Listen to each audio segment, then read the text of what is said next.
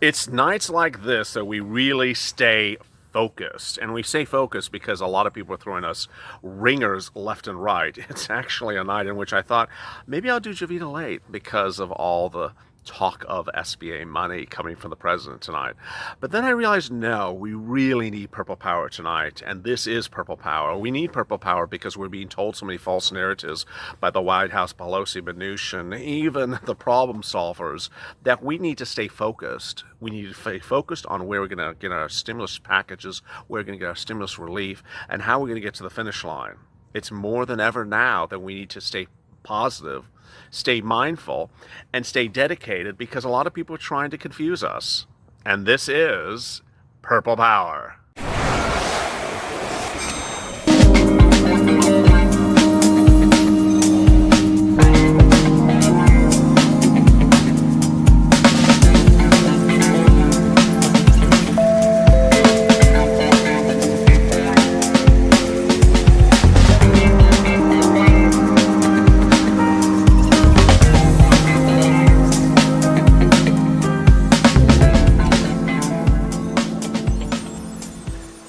Hey, good evening, everybody. This is a special edition of Purple Power tonight in which everyone's literally saying the incorrect thing, and we're supposed to figure out where in that sea of lobster bills is the real tuna. I guess that's the expression. Thank you for joining me on a night in which there's a lot of twists and turns, and I appreciate you for tuning in. As always, go to the Funds channel, subscribe. It's going to be a big night, and if you didn't watch the video before this, please watch it, check, and also watch Pelosi versus Mnuchin and also Mitch versus Donald. Also like this video because you're going to see a lot of twists and turns. All right, let me get to the breaking details. The breaking details is that Purple Power needs to remain focused tonight because there's literally a false narrative coming out of every branch of government about your stimulus, and everything they're saying is absolutely categorically incorrect. And they're saying it for a purpose. Let me explain to you why they're doing this. They're doing this because they haven't gotten a stimulus package approved. And so they understand the election is just a few days away, 23, that's hence our 28 show every day at 12 noon Pacific Standard Time. And they're literally pushing false narratives left and right so they look good. Let me explain to you what is being said tonight and explain to you why each of them is incorrect. First, the White House tonight is saying in a new push that it wants to repurpose SBA PPP money. That's $300 to $500 billion, exactly what I've been reporting to you for 5 weeks. They now confirm my reporting in glowing colors, but now they're doing a spin on it, saying that they need the Congress to do it for them. And they want the Congress to do it for them, and that the Congress is holding it up for them. Well, this again is spin. They do not need congressional approval to send out money that's in PPP. Case in point, they did not need money in FEMA dedicated for disaster relief from tornadoes and hurricanes to be sent out for your unemployment benefits. All they had to do was repurpose it themselves by act of executive order. So this is a false narrative, but it sounds really good. Blame it on Nancy.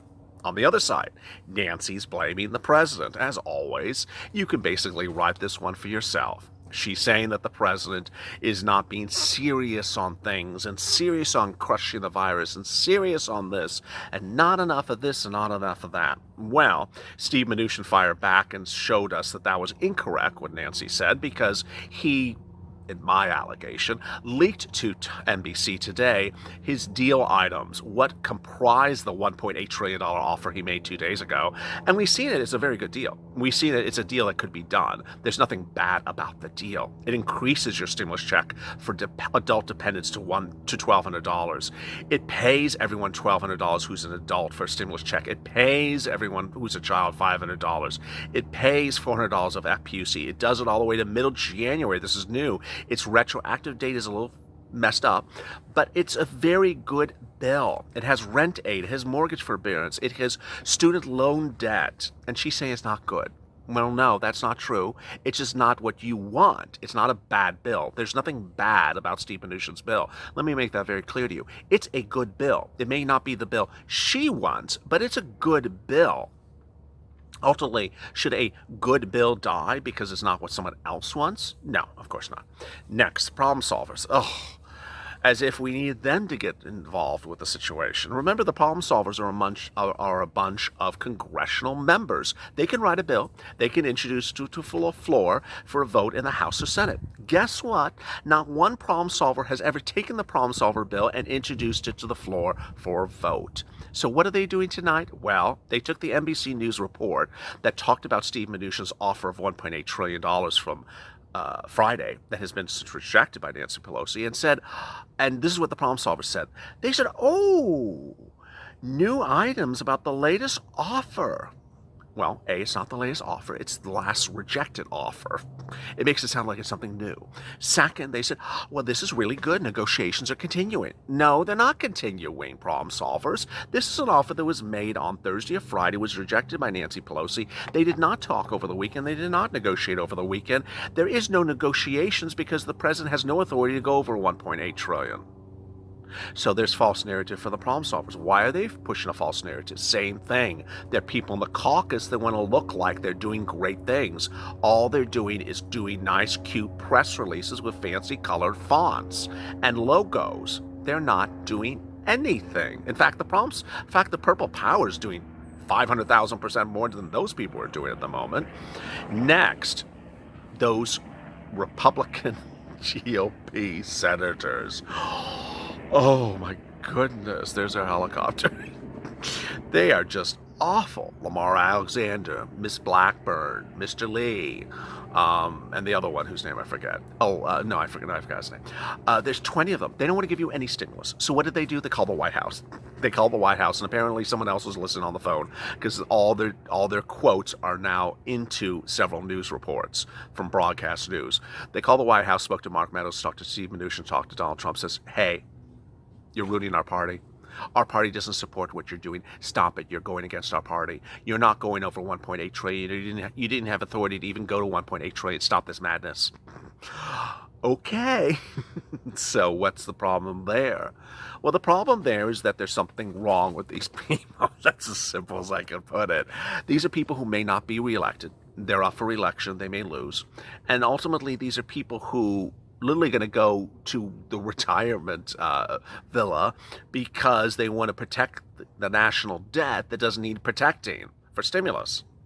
Jerome Powell told us that last week. So amongst all these crazy people doing crazy things, and none have been listed in Nancy's crazy commission pamphlet brochure yet, the purpose is, and the question is, what should Purple Power be doing? Only two things. Seats for stimulus, executive orders. I mean, that's really, there's nothing else to be doing. Oh, and also delegates helping one another. I mean, at this point, should we be pushing the problem solvers? No, they're wacko at the moment. We should not be doing anything with the problem solvers. Should we be pushing anyone else to do a bill? No, it's too late to do a bill during the term of this presidency. Should we be pushing anything legislative? No, there's no path and no time to get a bill done by act of Congress. All that our efforts should be on are executive orders. The president needs to understand he can repurpose the money, sir. You can repurpose the money and you can set it out. Don't avoid the subject matter. Don't deflect and start to say it's someone else's job, because ultimately we know it's yours. Ultimately you did it before you with LWA with FEMA. Ultimately, if you don't want to do it, just say you don't want to do it. Just submit to the American people you don't want to give us a stimulus check. Then we'll decide in the polls what to do with you in the voting booth. But don't expect this chatter to work. Ultimately, you have a group of people tonight that may want to make it sound to you that they're doing something, and they're not. They're categorically not. Do you see a pen and paper in their hands? So Purple Power, push for the president, executive orders. Push for the president, executive orders. Executive orders for stimulus checks, $1,200, $2,400. Hey, you could even raise the stimulus check at this point. There's enough money for it. You could ask $2,000. You could ask $2,000 for 6 months. You can ask anything you want. The president needs to know he needs to send out executive orders, should not be relying upon Nancy Pelosi, should not be relying upon the Democrats, should not be relying upon the Republicans. In fact, as detailed in last night's video, the president has literally no support anywhere now. He's into a number of 1.8 that gives him no support from Nancy, no support from Republicans, no support from really anyone. So I don't know why he's even at that number. He was told not to go to that number. He went to that number, and now people are saying, we're not supporting you at the number. He doesn't need support to do executive orders. All he needs is a pen and paper, and he's done. FPUC, executive orders, he should do it. He doesn't even need to do an executive order for FPUC. He just needs to pick up the phone and call the agency that has the money sitting in it. If it's Shavita Karan's and SBA, and it's all PPP, which I've been saying it is, and today he said it is a lot of PPP. The question is whether it's all PPP. All he has to do is call them up and say, send it out. Send it out.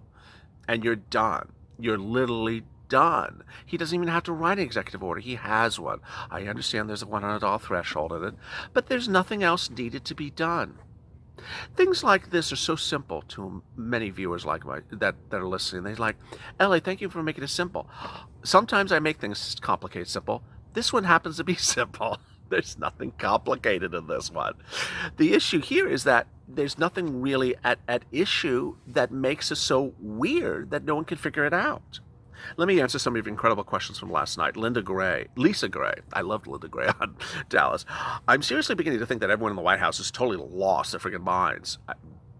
Yes. Jamie Crocker. Help the American people now. We need stimulus now. Brenda Newman. Isn't there a saying that says something like the definition of sanity is doing the same thing over and over and expecting to change? Garlene Staler. Mr. President, stop playing games with citizens' lives. Ryan Toomey. The government has failed us tremendously. Cookie Knifer.